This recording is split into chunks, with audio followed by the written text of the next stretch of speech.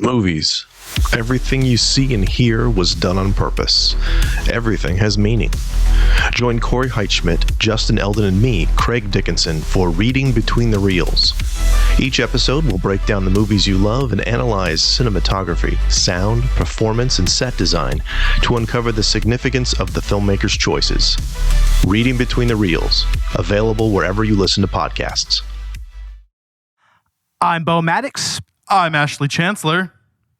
I'm Robbie Sherman. And this is Collateral Cinema Adult Swim Edition.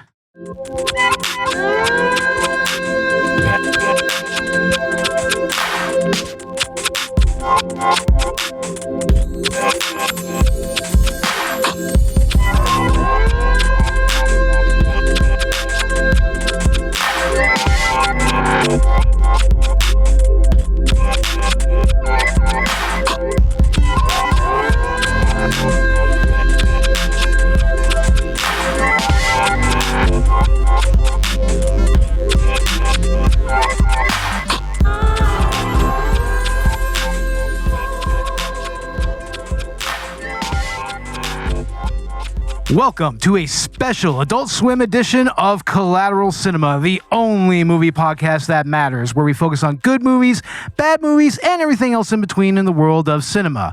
We're podcasting straight from somewhere in South Texas, and yes, my friends, we are a 420-friendly podcast. So whatever you have, be it dabs, blunts, bongs, or joints, smoke it if you've got it. And yes, like I said, this is a special Adult Swim edition of Collateral Cinema. And this is where we dive into what I think is quite possibly one of the better blocks of television to have come out in the last 20 some odd years. And we're taking a look at one of its earlier shows as we did before, right, Ash? Yeah, so we did season 1 of Home Movies. And so now we are getting into season 2. And I'm excited. I've been watching these episodes pretty much back to back and just vibing with them. Oh, same here. Yeah, they're extremely bingeable. And just like last time, we have a guest host with us. We have Mr. Robbie Sherman from the podcast Conversations with Robbie Sherman. How are you doing, Robbie? I'm great. Happy to be on the old Collateral Cinema. Oh, yeah. I hope you're happy to have me. Oh, yes, we are definitely happy to have you here. Definitely. So we'll go ahead and let you tell our listeners about your show, about what you do there and all that good stuff. So go ahead. Tell our listeners about yourself. Yeah. Hi, Robbie Sherman of Conversations with Robbie Sherman. I have a nice little niche pop culture podcast. I try to stay away from things that are like absurdly popular, but I can get away with some more mainstream stuff here and there too, but a lot of it's focused on movies and animation. Excellent. Please, I hope you'll check me out. Yeah, if you need something to listen to. We have a ton of great guests coming up. I was just on the Sonic Cinema podcast the other day, and that came out, and we did the 2 Lupin specials, completing a trilogy I started on an earlier episode. Oh, man, I love me some Lupin the Third, man. Hell yeah. I love that anime. Yeah, it ties in well with our Adult Swim coverage, It does, yeah. Yeah, Lupin the Third was an early Adult Swim anime. Back before they really brought back the Toonami brand and everything, they still did anime, and they would show stuff like Lupin the Third and Yu Yu Hakusho and also, Detective Conan and whatnot. It was called Case Closed here, of course. But Yeah. But yeah. Well, we are excited to have a conversation with Robbie Sherman today on Home Movies Season 2. Yes, definitely. Jolly Jeepers. Golly Jeepers, ain't it great? Fenton Muley's turning 8. Eat some ice cream, eat some cake. Jeepers Jolly, ain't it great? I think that's what that was. Yeah, that of course is from the episode Fenton's Birthday. And you know what? I want to raise a hot topic real quick while we're on this subject. Fenton, he is correct. A camera would be an actual gift instead of a mean-spirited, shitty video. You're not wrong there. You're not wrong, man. I mean, I'm not saying he deserves a real gift, but it would be a real gift. you're not wrong, man. I mean, didn't Jason give him like an eraser that was shaped like a football or something? It's dual purpose because, like anything else, you could throw it around. Yeah, like a CD. Exactly. You know, like if Melissa got him a CD, he could throw it around. Well, in our first episode where we reviewed season 2, we kind of went into what season 1 was really about, which it was more of a more of like an experiment than anything. You know, it was especially the first few episodes. Yeah, especially the first 5 episodes, the original UPN run, like when they were doing the squiggle vision. Yeah, they were still doing the squiggle vision. They were retroscripting their episodes and kind of structuring the actual narrative around that. But in this season, we don't have that. I mean, in all actuality, when it comes to jumps in quality between seasons, like this has one of the best jumps in quality of any Adult Swim show, period. There's maybe a few shows that actually kind of did that quality jump. Like I would say like the between season 1 and 2 Adventure Brothers is a good example. Oh my word, the jump in that show is a miracle. And even then, at least the good first half of season 1 is pretty damn salvageable. Oh, definitely. I mean, I actually really like season 1 of Venture Brothers. It's got a nice little gritty quality to it that feels like the old school Hanna-Barbera, Johnny Quest cartoons and everything. Those big chin Dr. and Mrs. the Monarchs are like crazy. Like yes. I never forget certainly. those. They always stand out in my head. I love it when they pop up in season 1. Yeah, no, those guys are hilarious, man. They're hilarious. And but yeah, I mean, for one, they dropped the squiggle vision in season 2, and I like to think that is quite possibly the defining feature of this show, of this particular season, that really made it endear itself to people. But because beforehand with the squiggle vision, it felt like they couldn't really animate. They couldn't really show off the animation all that well. You know what I mean? Yeah, I'm not a fan of the squiggle vision. Like, it makes me physically sick to watch. Really? I can see that. Yeah. I liked it. I mean, I thought it was unique, but there is a noticeable jump in quality in this season, not just in the animation style, but I think the writing. I mean, like you mentioned, Bo, they're not doing retroscripting anymore. And to its, credit, that did kind of give some of those early episodes a unique feel, but I do feel like the characters are a little bit better developed here. The stories are just a little bit higher quality. Yeah. A little tighter and everything. Tighter. Yeah. Let's go into the actual writing first off. Like we said, the original home movies run, season 1, like we said, a lot of it was retroscripted. A lot of it was very off the cuff, as they recorded their lines and everything. And it also, I've heard it kind of likened to like an animated podcast, kind of. It kind of has that feel, right? Yeah. That spontaneous podcast quality to it. But here we actually get real character arcs. We actually get the narrative backstories, even the storylines that kind of over-arc throughout the season.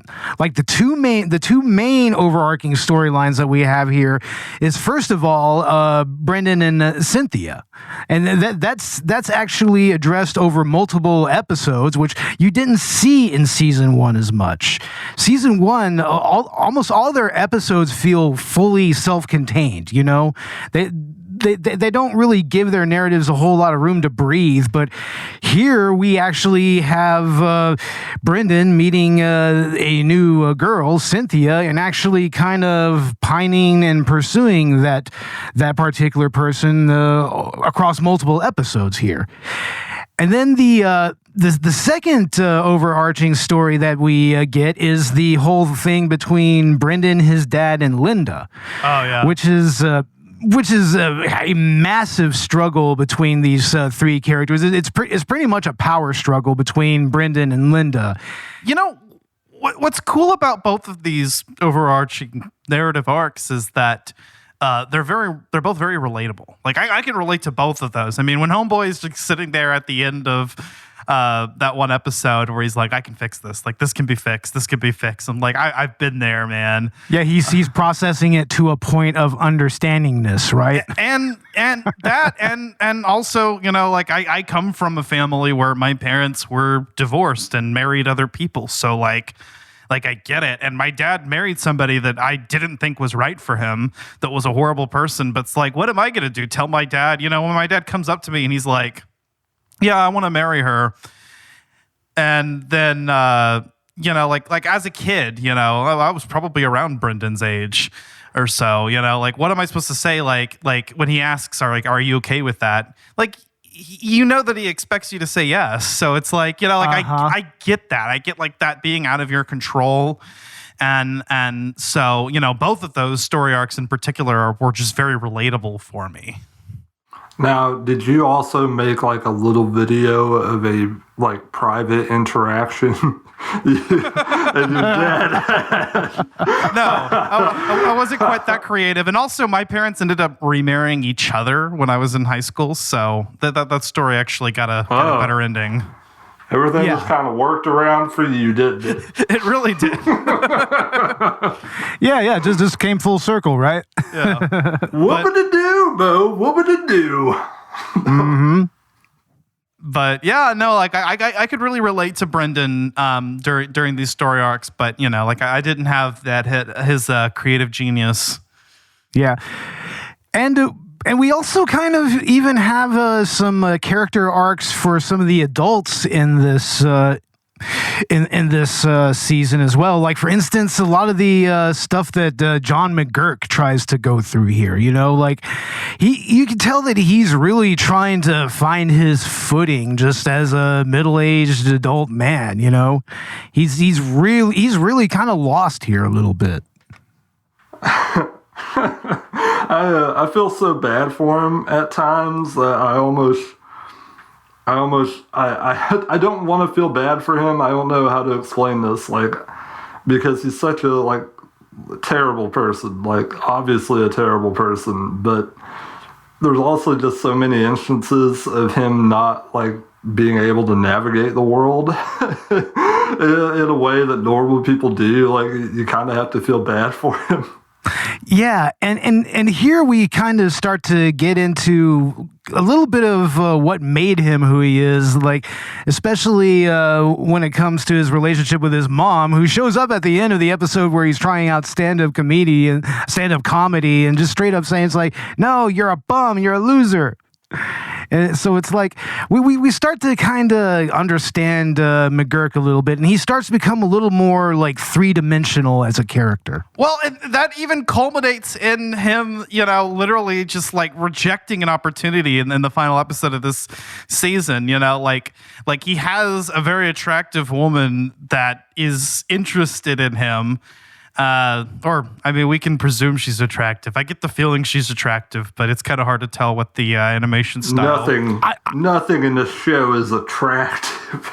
Yeah, the art style, of course, it has that childish quality, but, you know, of course, it's endearing as well.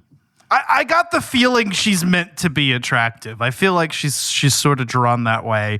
I think she's definitely a little more attractive than Paula. Yeah. But compare her to Linda, though.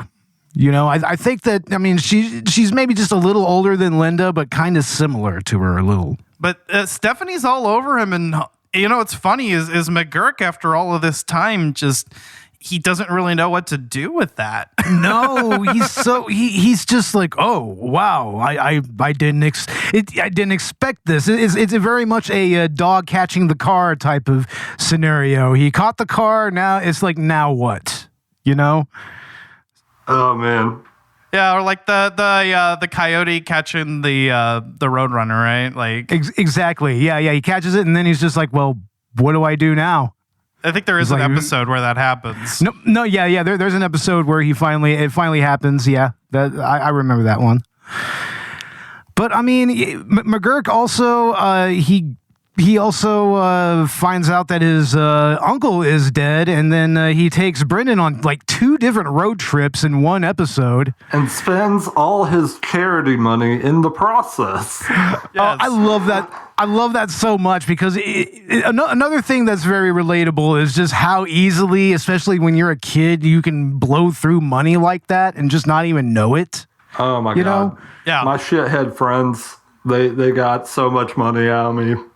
Yeah, definitely. It's like, but yeah, I mean, yeah, he pretty much just like what do? They go out to eat. They go to a movie. They like it starts by stopping by a gas station or whatever, and then it just kind of culminates in them going and watching a movie, and then he's just like, oh crap, I spent all the walkathon money. Yeah, he blew all the money. It just sort of snowballs, you know, and yeah, it just snowballs, and that's kind of relatable. You know, I think we've all done that at least once when we were younger. when you were younger. Yeah, what are you talking Oh yeah, well, shit, even now. But that's a whole nother issue. That's adult issues. I'm talking like when you're a kid. You know? Right, when you're a kid and, you know, you saved up your allowance or whatever and you just managed to make a few bucks. That doesn't always happen, right? You know, we've got reliable jobs now, so we know that, like, you know, you'll get money again. But when you're a kid, it's like, you know, when am I going to get a chance to have money again? It was... Exactly. Here's an instance of just McGurk being an asshole because he is gaslighting Brendon the whole time. Yeah. And just like convincing him through the subtlest of mean-spirited maneuvers to pay for stuff that Brendon doesn't have the money for on any level. Yeah, it's so frustrating. Like, it's funny. Like, you can't help but find a little bit of humor in it, but at the same time, like, the actuality of it is so terrible. Like, But you know something? I can't hate McGurk for any of that because at the end of the day, I think he's more of a lovable oaf than a straight asshole. He's just kind of has his own way of navigating the world, and you know, he's like endearing in a sense, and I might even go so far as to say is he might be my favorite character in this show, just because, you know, like I can't quite place my finger on it, but it's like somewhere between like good intentions but like not at the same time. Yeah, exactly. You know, it's probably easier for us to sympathize with McGurk too on a certain level. I mean, we probably look at him as like the dumbest parts of our id or something like that. yeah, for the most part. He hits every low, you know, like as a character, he is just every definition of loser that you could find. So maybe, you know, all of us have that one thing that we feel self-conscious about that we can identify with McGurk because he just hits every single low.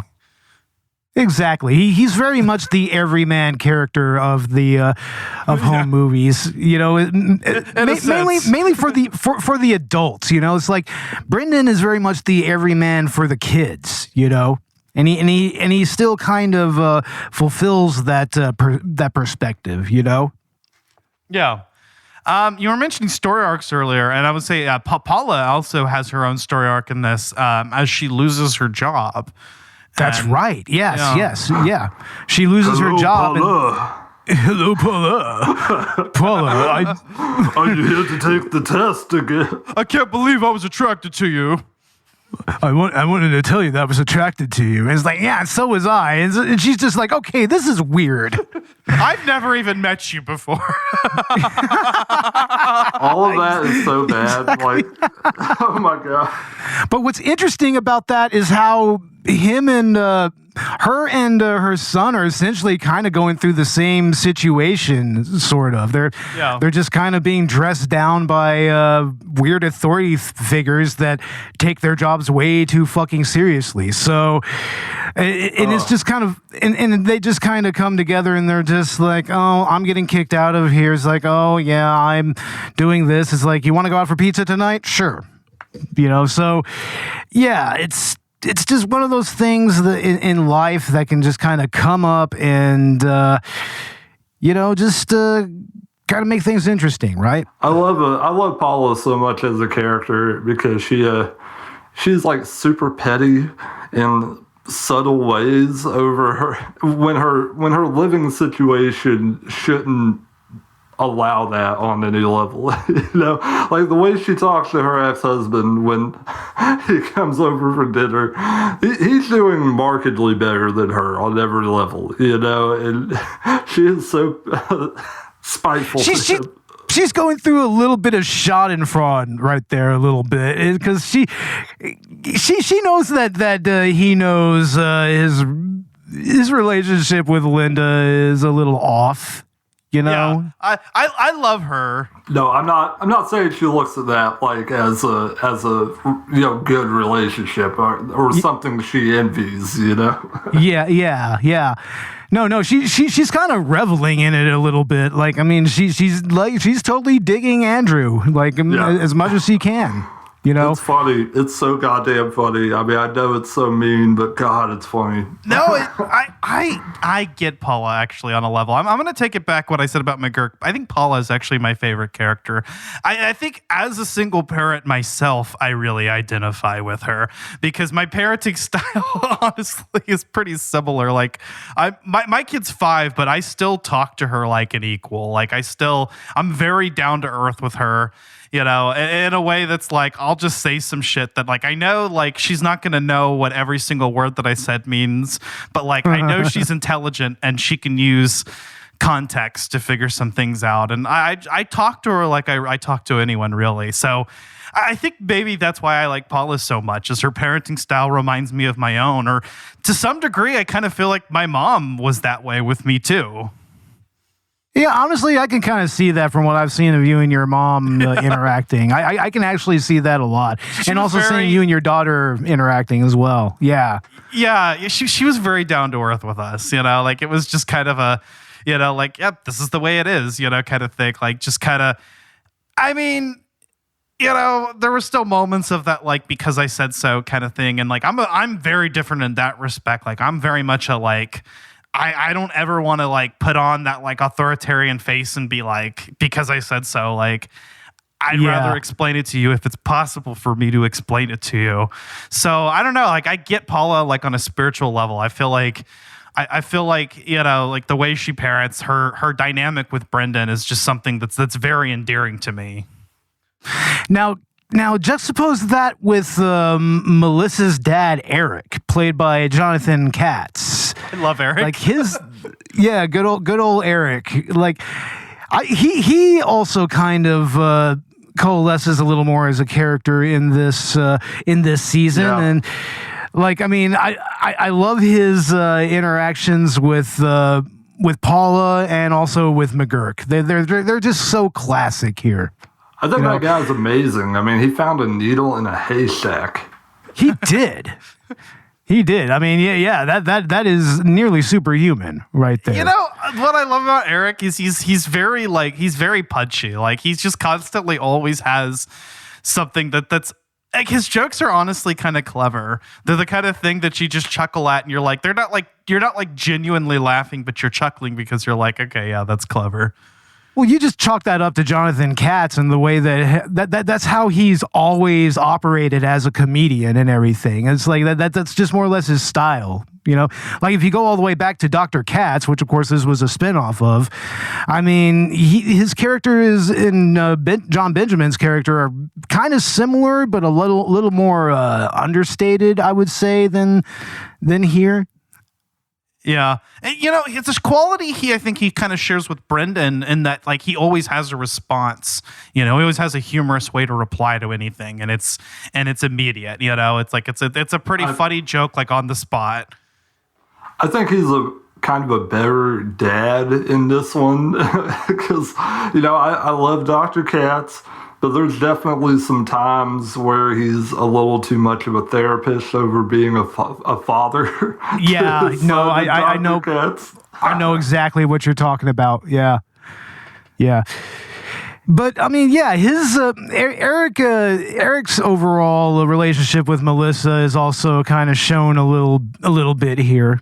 It's like, and I always like their dynamic together, but we also start to see other sides of Jason as well in this in this season as well. We like, especially the more possessive and more ruthless side of Jason. Jason captured my heart. Like, he's such an uncontrolled little gremlin. It was so irritating watching him just completely go off the rails. Especially when he's at Fenton's party and he gets all hyped up on all the candy and soda. I was going to mention that episode is so funny. Like, his subplot in that episode is just like the most hilarious thing to me. It all comes out in the wash. I know, right? He's just all trying covered to with help him, and like Melissa's like trying to intervene and everything. He even sends him off in a cab. Yeah, so it's like that just like, yeah, that was one of the funnier bits in this season to me, was just this whole like Jason situation that's similar to like adults getting drunk and having a problem, and he has this problem with sweets at Fenton's birthday party, and they just take it to extremes. And I think that's kind of what I love about the humor in the show is it. I mean, everything fits within the realm of possibility, but you know what I mean? Yeah. Yes, it's always been a very grounded type of series, It's grounded, very grounded. But like, it kind of like stretches the limits of that. And I think that's why home movies is so endearing, is that, these all feel like real situations, and there are... Yeah. I think there's something relatable. I mean, that's something I think we talked about in the previous episode was, when we were talking about season 1, was that, they take situations that happen to adults and provide like child analogs to them at various points in the series. So it's like the kid characters and the adult characters are usually going through similar struggles in an episode. Yeah, they do really solid, like, groundbreaking work with Linda, because when you first meet her and you learn the few details about her that you do, it says so much about not only her place in the relationship with Brendon's dad, it says like everything about her character and how she feels about people and how she views them. When she says that they should hit the tiger with a rock to wake it up, that is such a harsh like slam out of nowhere that Brendon and his dad are both just like, yeah, let's just get out of here. Like, I think that's the real crux of that whole situation with Linda and Brendon and Andrew, is that ultimately Brendon and Linda are both the type of people that are always on. They're always just kind of the kind of needy. They're very needy of attention. They're pretty much similar people when you really think about it. Just not, just kind of in their motivations, more so than their personalities. I mean, I would say maybe Linda's a little more narcissistic than Brendon is. Although Brendon is kind of a narcissist to a degree, but I'm sure whatever volunteer work she does doesn't even have half as much effort going into it as one of Brendon's films. Like, let's be real here. It's like she's probably just doing like a lot of the busy work at the hospital as a volunteer. Yeah. And what's interesting is that you guys mentioned earlier where, or Robbie, I think you mentioned it, where she says, well, why don't we just throw a rock at it? She says that immediately after letting them know her plans to volunteer at the zoo. Yeah. Exactly. Yeah. Like, the shock, like Brendon and his dad share, is a real character moment there too, because it shows how afraid they are of like what might happen. And how afraid they are of what might happen if they stick around, and she keeps having that attitude. But it's kind of a really telling moment for the whole situation between the three of them, right?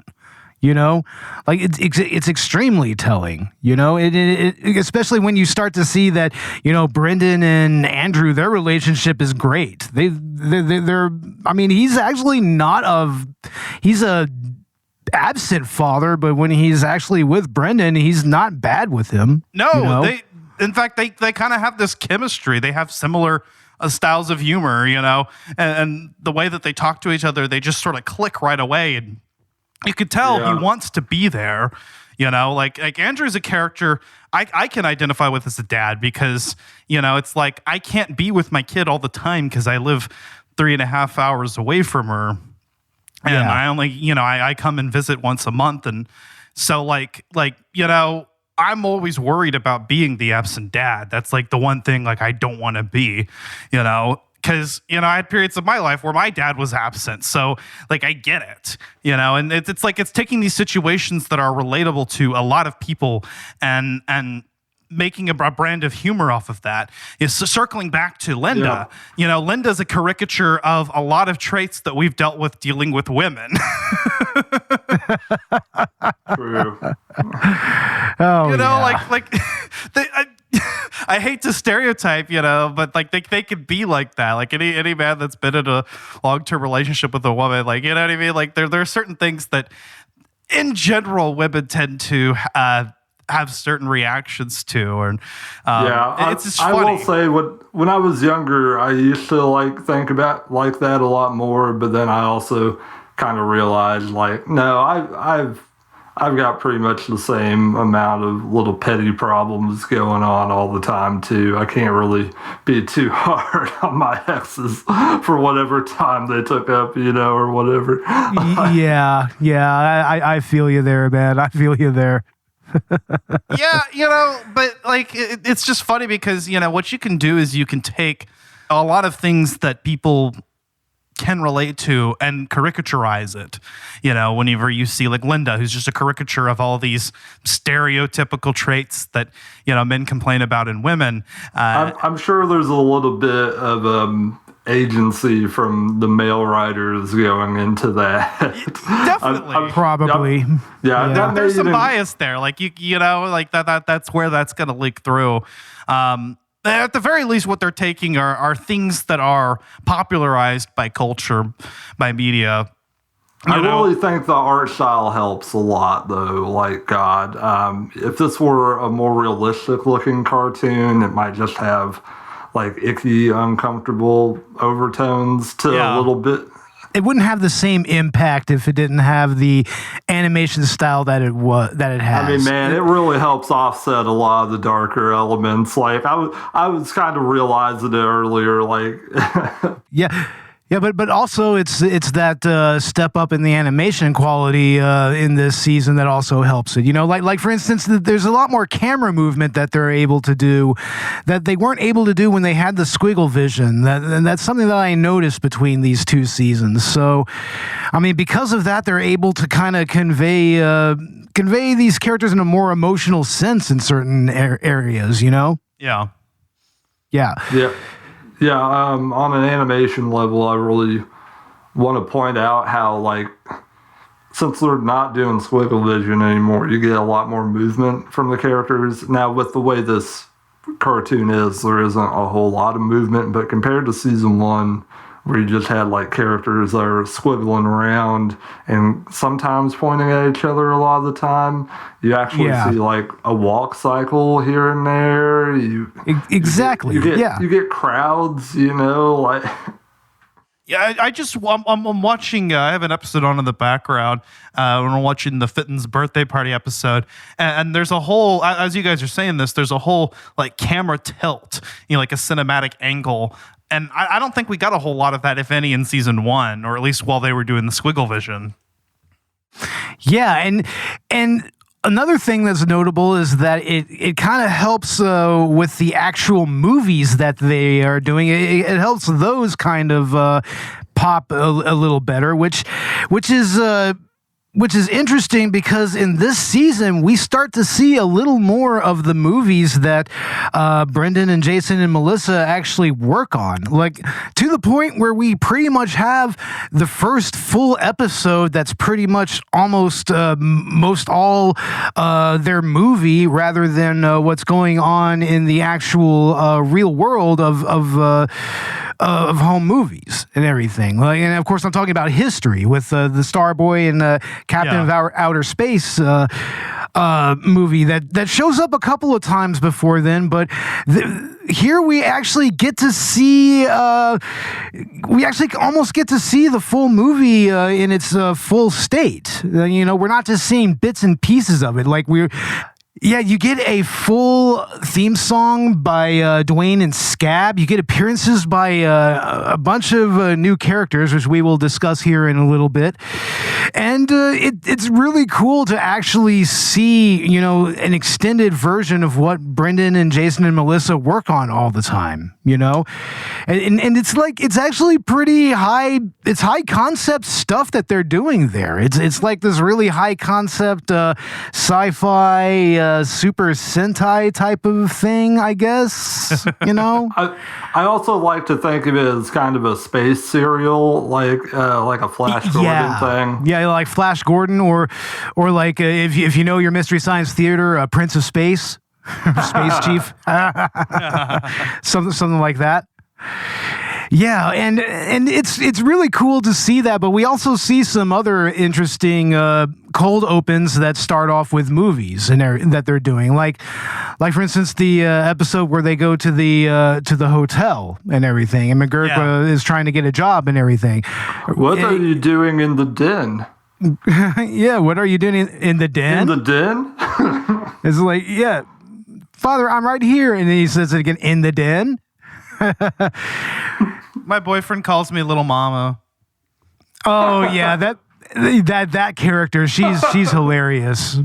She's hilarious, and she does come back in a later season as well. I think it's the Guitarmageddon episode, but we'll save that for another time. But some of the other movies that they work on here, like they have that one. I guess it's a law procedural that they're doing that devolves into the whole jazz thing on the episode hiatus. That's what leads to the hiatus, and that whole episode really hit me hard. Like I always fear when I go on hiatus on anything. It's just it's a path downward into failure. If you're in any type of creative, if you've done a podcast or something like that, it's like, sometimes downtime can ruin your momentum a little bit. It really can, man. You can apply that to a lot of things. Creative endeavors, along with you guys as well. I can relate to that, but also, just like with working out and stuff, like you step off for a little while, you take a break, and it's so hard to get going again. Exactly. Yeah. The little moment where they all kind of like are trying to get each other to feed each other compliments is very relatable and funny if you're part of a creative group.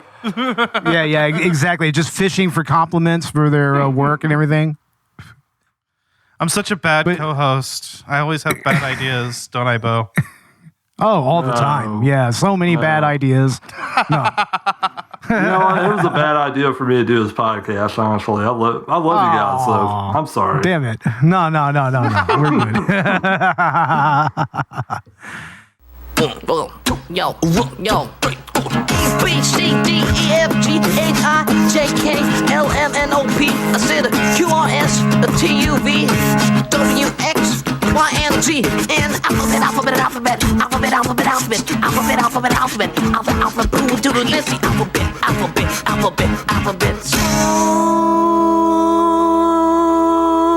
Alphabet. But yeah, let's go ahead and talk about some of these newer characters, and even talk about what characters kind of had a little bit of a breakout this season. Like the newer characters introduced in this season, they pretty much become stalwarts of the show, like for the rest of the series. You know, first off, you have, of course, the great Fenton Muley, voiced by the legendary Sam Cedar of Majority Report fame. It's like he is just everybody's every class has a kid like him, right? Fuck Fenton. Yeah. Fuck Fenton. Yeah, Fenton. Yeah, kill Fenton. Kill Fenton. I like when his mom at the end is just like, at the end of that episode is just like go to your room. It's his fucking birthday, and she's on his birthday, he's like, go to your room, Fenton. It's like, oh, but he's such a little shit, though. He really is.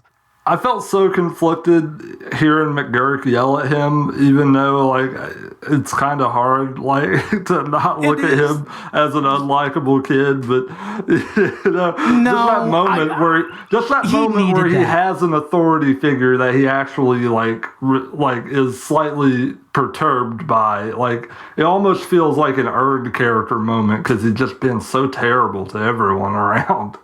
Yeah, no, he needed that. He needed somebody to step up and just say, "Now listen here, you little shit. You shut the fuck up, or I'm fucking yeeting you into the sun, motherfucker." Do you ever want to practice talking to children this way, buddy? No, I don't have any kids. I have nieces and nephews, but I wouldn't dare talk to them like that. No. But I mean, I kind of feel him there. I mean, I think it was more for Fenton's mom, Truly. Yeah, because like it's Truly Muley. She's taking all this brunt, like, and she's doing so much to make anything work and be, something that would be good for her son. Like, and she's trying. She's trying so hard. I really have a hard time being angry at Fenton on a level because I think like the kid just maybe thinks a little different than other people. Maybe he has a hard time controlling his emotions. I'm not saying it lets him off the hook all the time, but people have different conditions. In season 3, we kind of come to understand why Fenton is the way he is. And honestly, his mom doesn't help at all. She is a little bit of an enabler. No, definitely an enabler. I was about to say that. Yes. She kind of lets him get away with what he wants. And that's, why when Coach McGurk steps in, she kind of... It's actually one of the few things he's done that actually had a positive outcome, really, because it's like she actually stood her ground, and was able to parent, because, Fenton's just a little shit. So I'm unlike you, Robbie. I don't have any level of sympathy for this kid. I'm just kidding. What do y'all think of Sam Cedar's performance as Fenton? Oh man, he's just a perfect little mean-spirited bastard. Like every word he says is so high-pitched and so incredibly searing. It's very telling that all they need to do is just show a video of his actual behavior. Right? And it creates an issue. No embellishment whatsoever. That's all that like Brendon was having so much trouble making him look good for this video that he just originally just said, fuck it. I can't do it. Fuck it. Yeah. It's kind of like when Trump would say just something just completely inane and it needed absolutely no context. Like you could just show the clip and it was exactly. Exactly. And the funny thing is that if you know Sam Cedar, it's like, I mean, he perfectly encapsulates that, little shit quality. But if you actually watch him on YouTube on his podcast, I mean, he's more of a political commentator. He's actually very, very subdued, like still very funny, but he's actually very astute and very, almost like professorial a little bit. When he's speaking about political matters and whatnot. But and then like you see his character here, and also his character on Bob's Burgers. He plays the health inspector. Forget his name. Yeah. That guy's so great. I love him every time he comes on. He's perfect, man. And Sam Cedar is great in that role as well. But moving along, another couple of characters that became very well beloved in this that was introduced in this season is, of course, Walter and Perry. We see them very briefly in season 1, but here I'm going to say that I think that these two are the breakout characters of this season. Yeah. Like total breakout characters, because I mean, their whole shtick, this is Brendon Small and John Benjamin. Pretty much what their thing is that they would literally switch characters. Like both they've played both Walter and Perry at various times. They will straight up switch. I want to go to the bathroom, Perry. Oh, Walter, can I go to the bathroom with you, Walter? Yeah. You can go to the bathroom with me, Perry. I love you, Walter. Can we get married and live together forever? It's such a funny bit, and it doesn't bother me at all that they just recycled that for Bob's Burgers. Like, it's so funny. Like, the two kids in Bob's Burgers that do the same thing. Jimmy Pesto's twins. Man. Yeah, God, they're so funny. It's such a funny little, like, dynamic. Like, it never gets old. You know what? I hope that they stay together, like, the rest of their lives and become married one day and have just this, like, lovely little relationship that never changes. Isn't it interesting that we pretty much get some queer representation early on here with Walter and Perry? Yeah. Like, I mean, they're never explicitly like judged harshly for it. It's actually they're actually kind of sweet together. Well, it's a little annoying. It's very progressive in a sense because it's so innocent. It's a portrayal of something that just happens, and this is back in the early 2000s, right? So it's like. I would say, mid to late 2000s. I would say early to mid, maybe. There's that moment when Paula is chaperoning, and the teacher explains to her that the list is the list of kids she has to keep an eye on. And then she wonders why those two aren't on there, and it's because they never run away. Yeah. No, they never do. Such perfect good little boys. Allegedly. And during the hiatus episode, Jason briefly joins their little circle. Oh, yeah. But he tires of that very quickly. By the end of the episode, he's like, enough! But yeah, I mean, Walter and Perry, they are definitely the breakout characters of this season. They pretty much endeared themselves to the fans of this show like almost immediately. Like as soon as they became a thing, they became like well beloved. And another much beloved character are the Adelbergs, Ken and Junior Adelberg. Oh, yeah. Who are they talk in that very distinctive talking like this. Like I guess they're Italian, maybe. I don't know how to feel about them. I don't know like if they're targeting a specific like ethnic identity or if they're I don't know if it's Italian or if it's. It feels very indeterminate, very distinctive but non-distinct at the same time. Like they could be Italian, they could be Greek, they could be Spanish. I think it's meant to be vague, and like the nature of these characters is that they just pop up everywhere where you don't expect them. Exactly. Like running the Big Brother program, being a student in Paula's class. Yeah, exactly. This stuff didn't necessarily age for me as well as some other things, but I will say it's not like mean in the way other shows would have been about this type of borderline xenophobic caricature. It's not mean-spirited. Well, there is an episode in the next season where Brendon gets in trouble making fun of Adelberg's accent. So that leads to some interesting things. Okay. Oh, yeah. Junior also just like crops up in one of their movies. Yeah, he's the Mermaid Queen. In history, yeah. Yeah, McGurk and the dad, like, kind of becoming friends over a phone call is also a sweet, funny moment. Yeah, that's right. He's like, hey, I like you. It's like, I like you too, man. And it's like, yeah, I mean, sometimes, you just meet somebody who's cool, right? You know? Even though you gave cigarettes to this kid. Oh, yeah, well screw that kid. And then, like, he just, like, went missing. He's like, at first, like, the beginning of the conversation, he's like, oh, you make a lot of trouble for us. But then he's like, I like you. Oh, and I like how he just immediately, like, gets him a new kid. Like, yeah, just immediately. And I love that Jason is in the fucking book of kids. Yes. It's a blink and you miss moment. You're, like, turning through the pages of their fucking Jason. Well, it's kind of a little bit of a, I would say it's actually a little bit of an in-joke. John McGurk's voice actor, of course, the great John Benjamin, the awesome, legendary John Benjamin. I love everything he does. He has a thing against having two of his own characters interact with each other.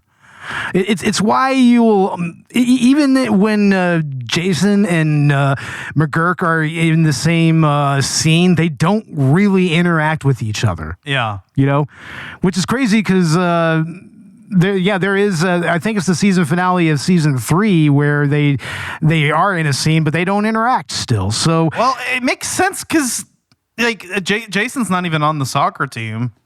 No, he's not. Which is interesting. We never see him in the soccer team. We never even see him at. We do see him at Brendon and Melissa's school. So I mean, he does go there. He goes to the school there, but we never see him in any of their classes. We never see him interacting on the soccer field or anything. So, yeah. I just autistically remembered something, and I have to bring it up. Shannon. Did they just retcon him into coming to their school now?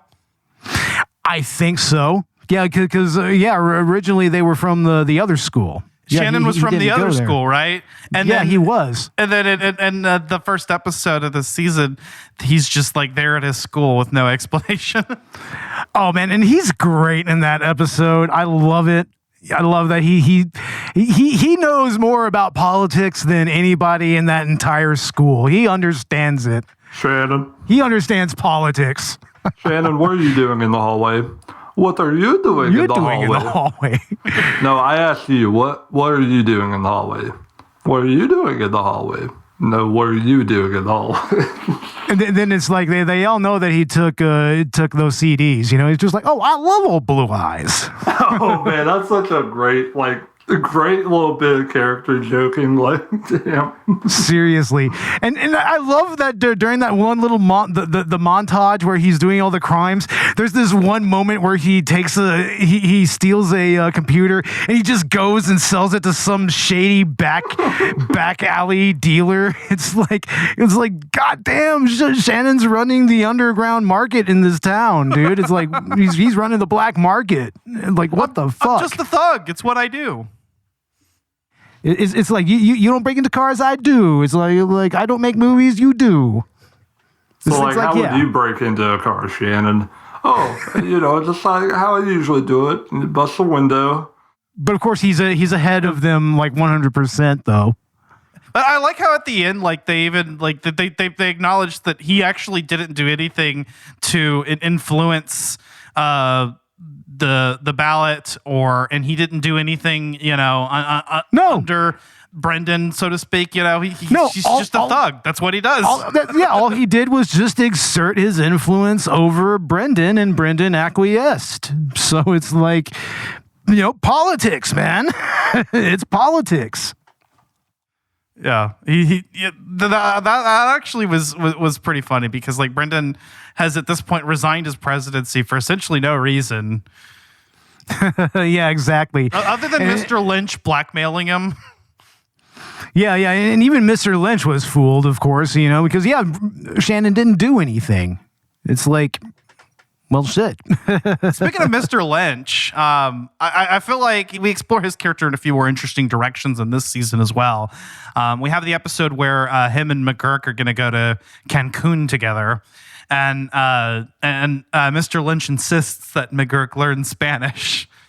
Oh, that's hilarious! Like, he's actually being kind of pragmatic about it because you don't want to be lost in a foreign nation without some way of communicating with the local populace. But then when it comes down to it, at least in a basic conversational level, But the irony there is, of course, Lynch gets all drunk, and he can't even interact with anybody. Yeah. And of course, McGurk is frustrated. It's like Lynch, we need to get to our hotel,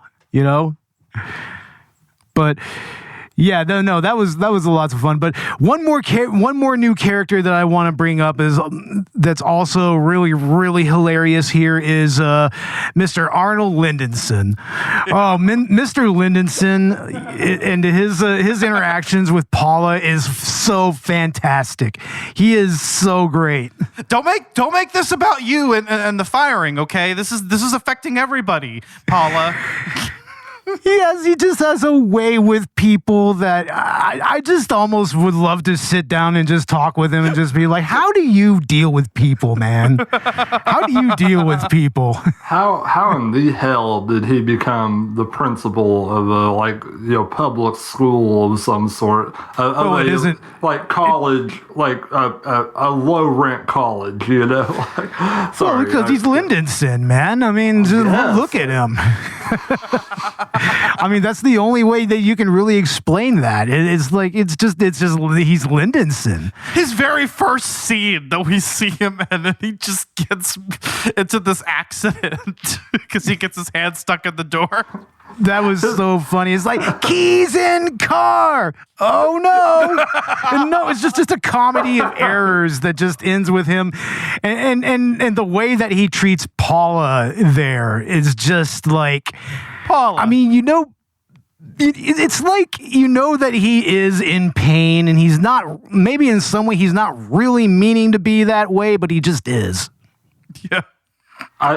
Let me tell you, watching his lips move is just never-endingly funny. The way they draw him, it reminds me of Ike on South Park, but in a way different context, and it just looks so strange. Oh, it's great, man. He's awesome, and then just the fact that he randomly ends up at Linda and Andrew's wedding. And everything, and then fucking officiates the wedding at the end. Officiates the wedding. I love how easy it was for Brendon to get a right out of him, and they actually acknowledge it. Yeah, right. And I love the whole thing where he's always just calling Brendon a little girl. He's just like, hello, little girl. How are you doing? Paula, I'm going to tell you what I'm going to do. Paula, this is what I'm going to do. I'm going to tell you what I'm going to do. I'm going to tell you what I'm going to do, and then I'm probably not going to do it. Hey, say what you want about the man, but he brought her, not completely eaten leftover meal, to soothe her pain. God, could you imagine? It was hospital food. Oh, God. Do you like Italian? Yeah. He doesn't even know what it actually is, but he just couldn't finish it, God. And he's trying to be something of a good person there, He's trying. It's like, oh my God, he just has an energy about him that, I mean, once you see what he's about, you're just fascinated by him, He's fascinating because we even get kind of like a question about how he is in real life. We see Brendon's portrayal of him just based on the name alone, and we see the actual Lindenson. Yeah, that's hilarious in its own right, It's hard to put a finger on what it is about Lindenson. He's just a character. He is, and his voice actor plays him so perfectly. I don't remember his name. But he's so on point as Lindenson. So on point. I really want to point out how cool the music Dwayne and his band make Yeah. is like Yeah. they really encapsulate what a home recorded like teen rock band sound like. And I think especially for that time and the people who are making this, I think that is like probably the bands that they had growing up. We talked about Dwayne in the last episode. He's one of the breakout characters of this series. Like, Yeah, he is. he's just the total dude, bro. This is important to me. This is important to me, bro. By the way, it's Andy Kindler. I looked it up. Mr. Lindenson's voice actor. Oh, I thought it was Andy Kindler. I was gonna say his name, dude. I thought that was him. Yeah. You know, because Kindler is great like that, honestly. But yeah, man. I mean, I was actually a teenage musician myself, and yeah, honestly, a lot of that, like especially that behind the music thing that they did. It's like, yeah, that's kind of how it is being a teenage musician trying to play in a band, you know? Out of your parents' garage, like... garage or basement. And they won Battle of the Bands. They won. Yep, they won Battle of the Bands. Even after they had to turn down, like, man, you think I would have killed the band? They had to turn their volume down to a comfortable level. Yeah, I'm going to come out in argument for them. I mean, they have a drum kit. They probably have to play louder. Yeah, I mean, you can get mufflers for drums to make them quieter, but I mean that's beside the point. They're scab, man. You don't tell scab to turn their music down. But if we get mufflers, it won't sound like it will on stage. No, I love that scene where they're trying to score music for Brendon's movie, Starboy and the Captain of Outer Space, and they're trying to give him notes and everything. Yes, they talk him into changing the script because they say it's going to be like such a like big payoff, such a big surprise, and he does it. He does it. Film it and they go through it and they're just like, yeah, no, you know, maybe it'd be better if you did this. Yeah, but what's great is that he still makes Captain of Outer Space Starboy's brother in the actual in the history episode. So it actually stuck. That's what's hilarious about that. Yeah, because I like how Brendon's like, you know, principal photography is finished. You know, the movie is already complete. Yeah, it's already complete. We're just scoring here, guys. It's like I can't change it'll be reshoots. But you know, at that point, it's like, you know, because as Brendon likes to say, you know, like the actors are probably busy doing other stuff, but they're not. So, you know, at the end of the day, it amounts to an extra reshoot that establishes an additional fact that ends up making its way into a future movie. So, you know, I love it. I absolutely love it every time Brendon mentions the budget. Because, like, how could he have any money whatsoever to do anything, like, at all? Like, what budget could he have? What budget are we talking about here? Well, we saw what he had to go through in season 1 for the Fish Islands, right? No, that's true. Yeah, I mean, he just had to ask his mom for it. At first, at least. But honestly, that's another thing that I really love about just this show in general is just how it portrays the creative process, you know? Like, I mean, especially the whole collaboration, like between Brendon and Dwayne, you know, like it's like instead of the of what we got in director's cut in the first that episode in the first season where with the Kafka rock opera, it's like here it's like Brendon is actually really collaborating with Dwayne a little more. Like, I mean, it's actually a true collaboration here, and it's pretty accurate, honestly. You know, I mean, it actually kind of shows what goes into creating something like a movie or a play or whatever, you know? I mean, as we've kind of been behind the scenes of the production of an indie film ourselves, you know, we can relate to you and me, Bo. Mm-hmm, exactly. Yeah. Yeah, that's why I kind of wish we had Robert here, because he kind of has that perspective as like he's like the main filmmaker of the group. God damn it! Where is Robert? Where is Robert? Robert, where are you, man? God damn it! He's like our Jason. Yeah, we'll go ahead and get into our final thoughts here. Robbie, what are your final thoughts? I think it's held up pretty well. I remember watching it as a younger guy and having a lot of like frustrations with it because it was so slow. But now that I'm an older man, like I really feel like it pays off well. It has good character interactions. I just think if you can go along with the art style of it and that's not a problem for you, then it really has good writing payoffs. If you're into Bob's Burgers or any of that stuff, it has the same kind of payoffs from the same kind of people working on it. Well, yeah, exactly. I mean, Loren Bouchard, he was the co-creator of this series. So, can I say one little thing? The stuff with Brendon and his dad does work. I really felt weird, though, thinking that Louis C.K. is in this role because it keeps reminding me of how, propped up he was in the, industry, I didn't even realize, because when I was younger and watching Adult Swim, I didn't realize he was the one in that one advert they have. I didn't realize he was doing these other things here and there in Adult Swim.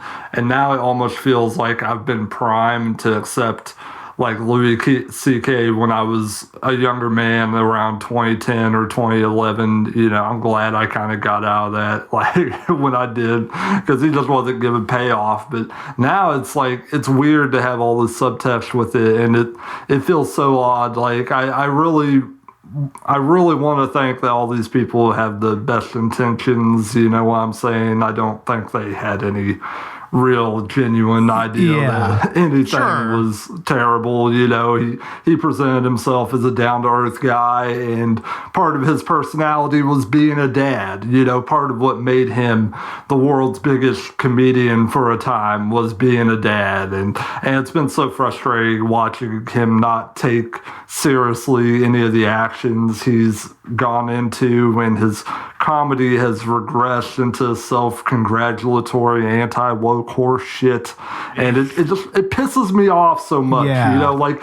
He has played so many characters that learn good lessons, important lessons, but I've just been seeing for the past few years that he hasn't learned any lessons, and he just rubs his privilege in whatever person's face he can. It's such a frustrating thing. I mean, I didn't want to let it weigh down the episode too much, but I did kind of think maybe it needed to be talked about just a little bit. If it's a problem out there for anyone who watches this in the future, no, I get you. For the record, and I think we said this on the season 1 episode 2, but fuck Louis C.K. fuck Louis C.K. But they've managed to weave this character into the writing that presents a relatable scenario to us that's that works, and I like the dynamic that we get between these two characters. So we can admire the writing of the character and separate that from the voice. And at least the animation kind of separates you from him a little bit too. Yeah, definitely. Yeah. So that's about all I really have to get off my chest. I couldn't be happier with it really as a season on a whole. Some of this Adult Swim stuff hasn't been holding up the test of time. There's a lot of bad Robot Chicken. There's a lot of there's a lot of kind of half and half stuff on some other things, but this was all pretty solid, and it was low key while still being adult and having interesting themes. I'd recommend it. Yeah, it's good. And progressive in a lot of ways too. Yeah, it's pretty progressive. I mean, the things you could take as anti-progressive humor are so low key and generally so kind of silly and not mean-spirited, that you can distance yourself from whatever, maybe slightly uncomfortable accent might be happening or something like that. Yeah, definitely. Definitely. Right on. Yeah, I think I'm being fair there. I mean, let's face it, her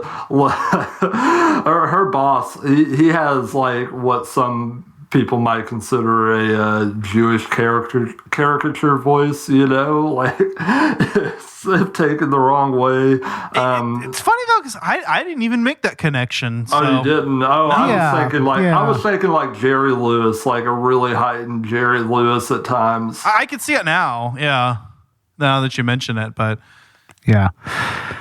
Well, anyway, Ash, what are your final thoughts? Well, before I get into that, Bo, I just want to tell you your podcast voice is fantastic. You sound really good, and you're really professional. And could you send me $5?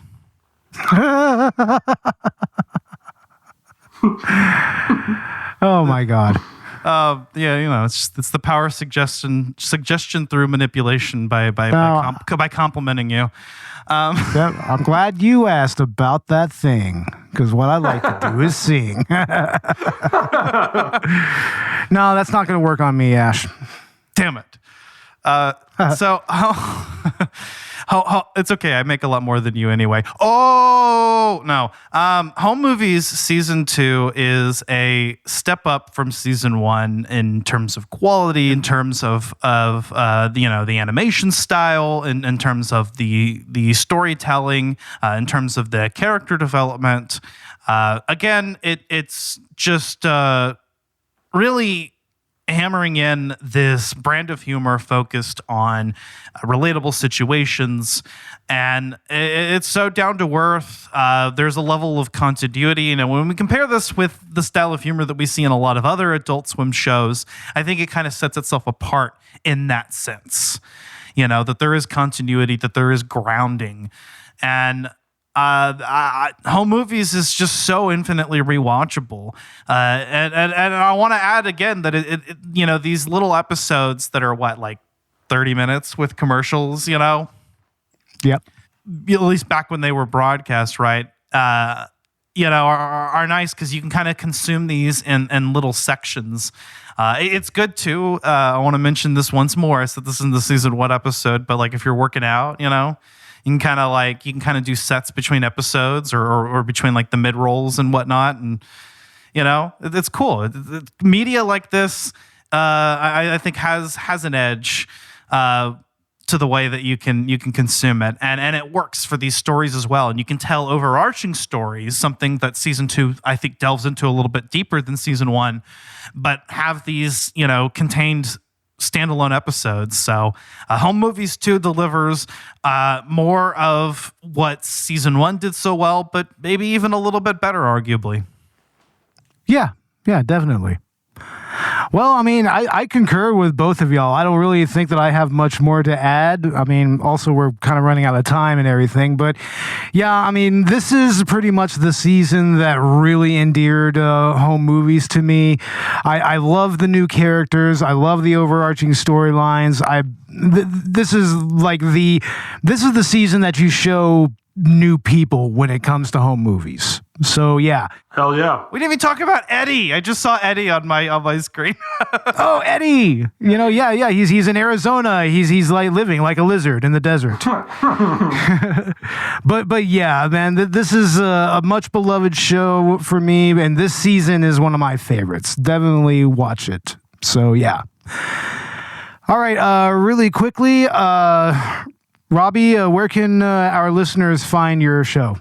You can find me on Twitter. I have a Discord as well. I'm going to be putting out a new album with Jesus on the Moon, so please look for that. Thank you for having me, gentlemen. Yes, definitely. Yeah, we're glad to have you.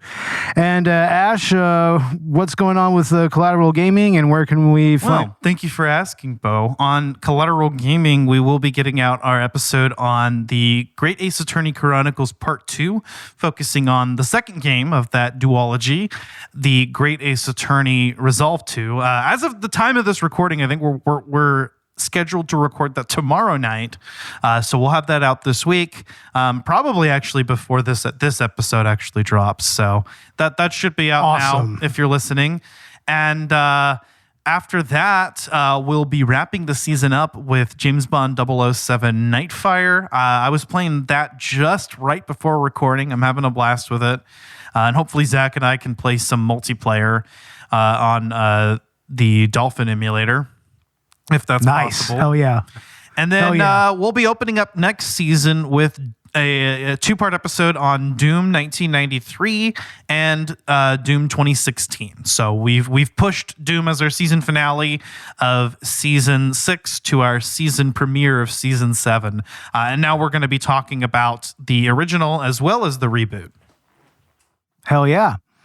So, Yeah, and I think I'm going to at least be on there to talk about the original because I do have a little bit of a history with that game. Yeah. You know, so maybe you should. The reboot is on PS4, so maybe you should check that out as well and join us for that episode. yeah, you're right. I probably should. Yeah. So that'll be cool. It'll be my first experience really diving deep into both of those games. I've played a little bit of both now, and they're pretty fun. So it'll be cool actually getting to explore those and compare the differences and whatnot. So stay tuned for that. We'll have maybe a bonus round or something, or there is a possibility of at least 1 or 2 game launch episodes. But if we can get it out this month or whenever. So with Collateral Cinema, we should have out our Meekiversary special, right, Bo? Yes. Right now we have our Deadpool and Wolverine at the movies review, so go check that out. And by the time this drops, I think I'll have the Meekiversary out first, to be honest. Yeah. So we'll have our Meekiversary episode. That's Happiness of the Katakuris, which was a very interesting movie to get into. So yeah, look for that very soon. And also look for our season premiere coming very soon. We are going to be talking about both of the Terrifier movies.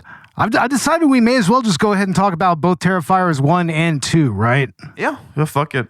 Especially since Terrifier 3 is coming out this October. So also, I represented both Collateral Cinema and Collateral Gaming today, recording with The Vern from Cinema Recall. We talked about Borderlands and a little bit on video game movie adaptations in general. Oof. Oh, Borderlands. Man, should we review that? What do you think? I think it's a good opportunity for a collab, and if we get all this other shit out released and we have time, I'd love to talk about it with you guys. What I will say for now is it's not a movie that's bad in an interesting way, but I still feel like it's worth talking about that. It's worth talking about just general incompetence that's bland and tropey and, you know. Yeah. We don't always Definitely. get spoiled by so bad it's good movies. Yeah, I know, right? So Exactly. go check out Cinema Recall. The Vern has been on our show before, so it was cool repping, both podcasts in a sense there, and Yeah. getting to talk about that movie with our friend the Vern. Yeah, and I was on an episode with the Vern and Kaylee from Once Over with Kaylee, talking about Yorgos Lanthimos' Dogtooth. So if you go look on his for his Yahoo for Yargos series, you'll see that episode there. So yeah, we've collaborated with Cinema Recall quite a few times. I believe that we're running we have his promo and we're running that now in circulation. So yeah, much love to Vern and Cinema Recall, man. He's been nothing but good to us. Hell yeah, man. Yeah, and it was a good episode. I had a blast talking with him about even a shitty movie. So yeah, go check that out. That should actually probably be out by the time this releases. You can also find us on Patreon and get access to exclusive full-length commentaries. And also check out our merch store on TeePublic, where we have everything from T-shirts to hats, coasters, tapestries, get you some Collateral Media swag, and help support the show. Man, I really want to. I don't know if maybe we might need to collaborate with T Public themselves on this. I want to get us a T-shirt design that has kind of like a black metal logo design for Collateral Cinema. I think that'd be pretty cool. That would be dope. Or even like a college varsity style as well. That'd be cool as well. So yeah, we should be collaborating on some new T-shirt designs here pretty soon. So look for those. And yeah, our T Public affiliate link should be in the show notes. Fuck yeah. So you can check out Collateral Cinema and Collateral Gaming wherever you get your podcasts. And make sure to check out Conversations with Robbie Sherman as well, and go show him some love.